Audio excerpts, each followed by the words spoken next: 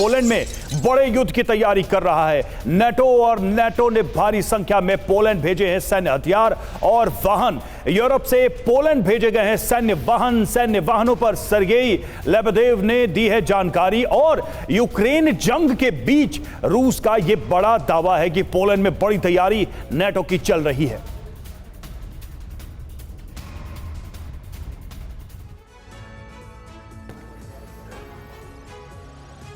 तो ये डेवलपमेंट भी काफी अहम है। पोलैंड में नाटो ने भेजे हैं सैन्य वाहन और इसके साथ साथ तमाम हथियार जो हैं वो भेजे जा रहे हैं। नाटो की तरफ से ये हथियार पहुंच रहे हैं। फ्रांस के A63 मोटरवे से सैन्य वाहनों की सप्लाई की जा रही है। जर्मनी में मैग्डेबर्ग के पास भी देखा गया हथियारों का जखीरा। तो तैयारी कितनी जोरदार और जबरदस्त है इसका अंदाजा आप लगाइए। पोलिश बंदरगाह की तस्वीरें और वीडियो भी रूस की तरफ से शेयर किया गया है।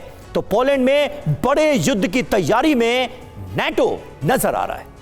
बिल्कुल, ये एक सिचुएशन नजर आ रही है। सरदाना सर, आप आखिरी सवाल है मेरा कि ये जो पोलैंड को लेकर बार बार कहा जाता है कि पोलैंड को बहुत ही खतरा महसूस होता है, इनसिक्योरिटी रहती है। युद्ध की शुरुआत में भी हमने देखा है और अब ऐसा लग रहा है कि अगर रूस के दावे पे विश्वास करें कि पोलैंड को नेक्स्ट बैटलफील्ड बनाने की तैयारी चल रही है। देखिए, जैसे यूक्रेन को ये एक डर था और ये डर, ये फ्यूल, ये बढ़ाया गया उनके और सारी नेटो देशों ने अपने हथियार दिए।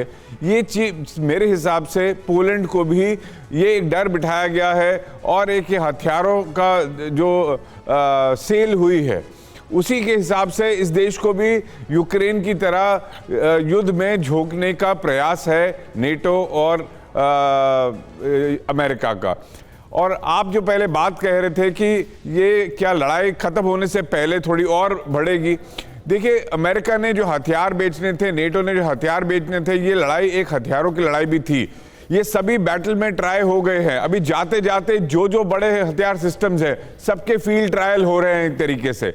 तो बर्बादी सिर्फ यूक्रेन की हो रही है, बर्बादी सिर्फ पोलैंड की भी होगी यदि उनको ये बैटलफील्ड अपना मोहरा बनाने दिया गया नेटो की तरफ से। तो नुकसान इन देशों का होगा, ना कि रशिया का होगा। इसलिए इन देशों को सोचना है, यूक्रेन को भी सोचना है कि कल और सिगल सर अकेले ही छूट रह जाएंगे। सिगल सर, एक क्विक कमेंट चाहेंगे कि युद्ध खत्म होने के बाद भी तो अमेरिकन कंपनीज के लिए बड़ी अपॉर्चुनिटी है। उनको फिर से एक देश को रीस्ट्रक्चर करना है, पैसा तो वही लगाएंगे, वही बिजनेस करेंगे। आप इसे कैसे देखेंगे? बिल्कुल आप सही कह रहे हैं कि जो है ये जो है वार हो और वार का आफ्टरमाथ हो तो जो इस ऑलवेज जो बिजनेसमैन है उनको फ़ायदा होगा। और मेरे ख्याल से डोनाल्ड ट्रंप भी इस बात को नहीं रोक पाएंगे कि रीस्ट्रक्चरिंग में क्योंकि अगेन जैसा हम जानते हैं वो ट्रांजैक्शनल मैन है, वो अमेरिका का बेनिफिट देखते हैं।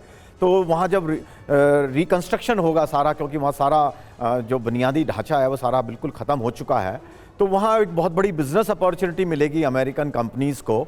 और इसमें कोई शक नहीं है, 2 साल से लोग इसकी वेट कर रहे हैं कि वार ख़त्म हो तो हम लोग यहाँ पर आके रिकंस्ट्रक्शन में लगें। और वो सूट भी करेगा डोनाल्ड ट्रंप को, क्योंकि वो अमेरिका की पॉलिसी है उनकी। तो मेरे विचार से एक ये बहुत बड़ी अपॉर्चुनिटी मिलेगी अमेरिकन कंपनीज़ को और अमेरिकन गवर्नमेंट को कि वो इसको रीस्ट्रक्चर करें और उसमें अपना फायदा उठाएं। चलिए, उम्मीदें तो बहुत हैं डोनाल्ड ट्रंप से, लेकिन डोनाल्ड ट्रंप आने के बाद क्या करते हैं, किस तरह के फैसले लेते हैं, इस पर नजर रहेगी। क्या वो उन तमाम उम्मीदों पर खरे उतर पाएंगे या नहीं, ये वक्त बताएगा।